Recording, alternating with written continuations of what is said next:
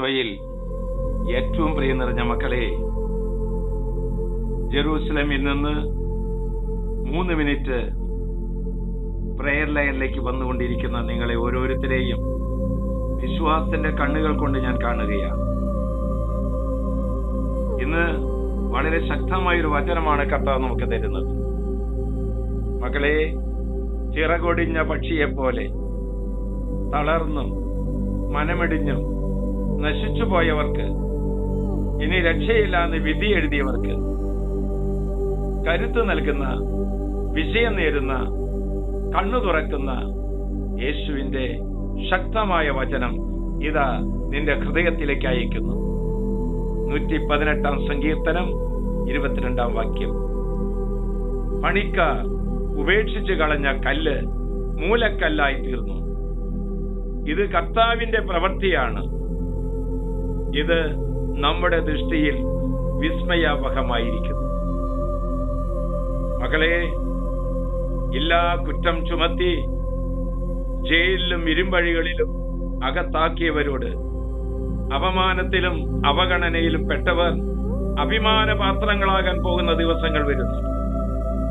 മരമണ്ടൻ, വിവരമില്ലാത്തവനെന്ന് പറഞ്ഞ് ശ്രദ്ധിക്കപ്പെടാതെ പോയവർ ശ്രദ്ധാകേന്ദ്രങ്ങളാകാൻ പോകുന്ന മണിക്കൂറുകൾ വരുന്നു. കളിയിലും പഠനത്തിലും ജീവിതത്തിലും തഴയപ്പെട്ടവർ താരങ്ങളായി മാറാൻ പോകുന്ന ദിവസങ്ങൾ വരുന്നു. മക്കളെ, വൈകല്യങ്ങളെ ആയുധമാക്കി വിജയം നേടിയവരാണ് പണിക്കാർ ഉപേക്ഷിച്ച് കളഞ്ഞ കല്ല്. പരിശ്രമങ്ങളും പ്രാർത്ഥനകളും നിർത്തിവെക്കാതെ സകല നഷ്ടങ്ങളിലും വേദനകളിലും ദൈവകരം പിടിച്ച് പ്രത്യാശയുടെ മുന്നോട്ട് നീങ്ങുന്നവരാണ് പണിക്കാർ ഉപേക്ഷിച്ച് കളഞ്ഞ കല്ല്.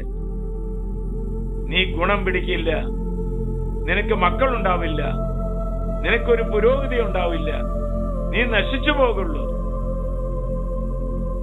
ഈ വിധിക്കെതിരായി തീരുമാനിച്ച് മുന്നോട്ട് നീങ്ങുന്നവരാണ് പണിക്കാർ ഉപേക്ഷിച്ച് കളഞ്ഞ കല്ല്.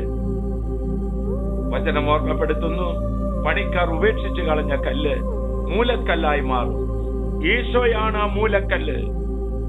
നമ്മൾ ഓരോരുത്തരുമാണ് ആ മൂലക്കല്ല്.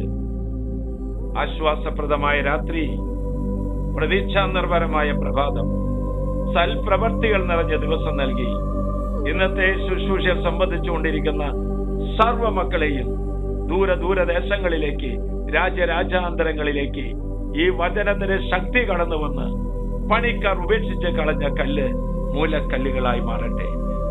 നമ്മുടെ കർത്താവ് ഈശോ മിശിഹായുടെ കൃപയും പിതാവായ ദൈവത്തിന്റെ സ്നേഹവും പരിശുദ്ധാത്മന്റെ സഹവാസവും പരിമളവും നാം എല്ലാവരോടും നമ്മുടെ പ്രാർത്ഥനാ നിയോഗങ്ങളോടും കൂടി ഉണ്ടായിരിക്കട്ടെ, ഇപ്പോഴും എപ്പോഴും എന്നേക്കും.